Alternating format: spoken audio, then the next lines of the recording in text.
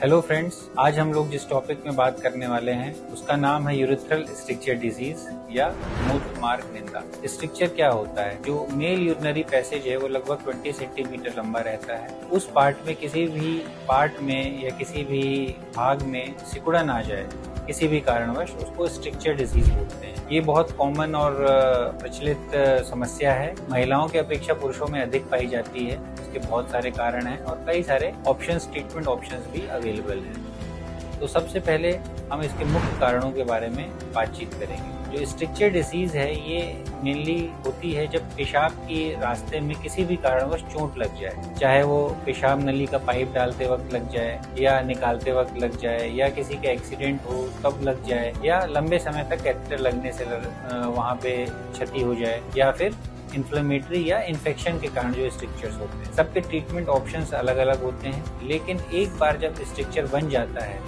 तो जो पेशेंट या मरीज है उसको लक्षण क्या आते हैं?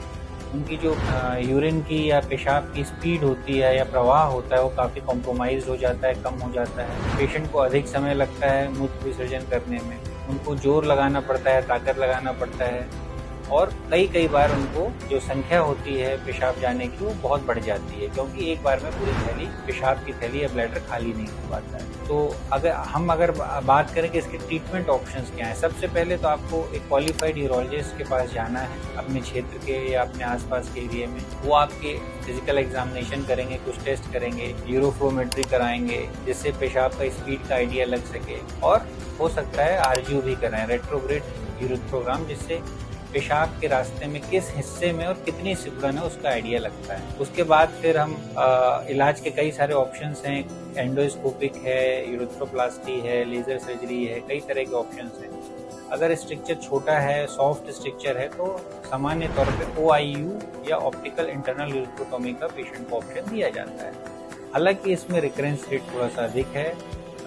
ये एकदम सिंपल स्ट्रक्चर है, सॉफ्ट स्ट्रक्चर है, उसी के लिए ऑप्शन वायबल है। अदरवाइज एक जो इसका थोड़ा परमानेंट ट्रीटमेंट वो यूरोथ्रोप्लास्टी है। इसमें हम गाल के अंदर से पतली सी एक कवरिंग लेते हैं, छाल बोल लें या ग्राफ्ट बोल लें, पतली सी परत ली जाती है और जिस हिस्से में सिकुड़न है वहाँ पे उसको ऑगमेंट किया जाता है या जोड़ा जाता है, एक अस्तर की तरह मान सकते हैं। लेकिन वो प्रोसीजर थोड़ा सा टाइम टेकिंग है, बड़ा प्रोसीजर है और उसमें लगभग 3 से 4 हफ्ते तक यूरिनरी कैथेटर लगा के रखना पड़ता है। उसके रिजल्ट्स लेकिन काफी अच्छे हैं और लॉन्ग टर्म सक्सेस रेट 5 से 7 साल में 85 to 90% है एक्सपीरियंस्ड हैंड्स। तो मित्रों, मैं आपसे यही सबसे बोलना चाहूंगा कि अगर आप ऐसी किसी परेशानी से जूझ रहे हैं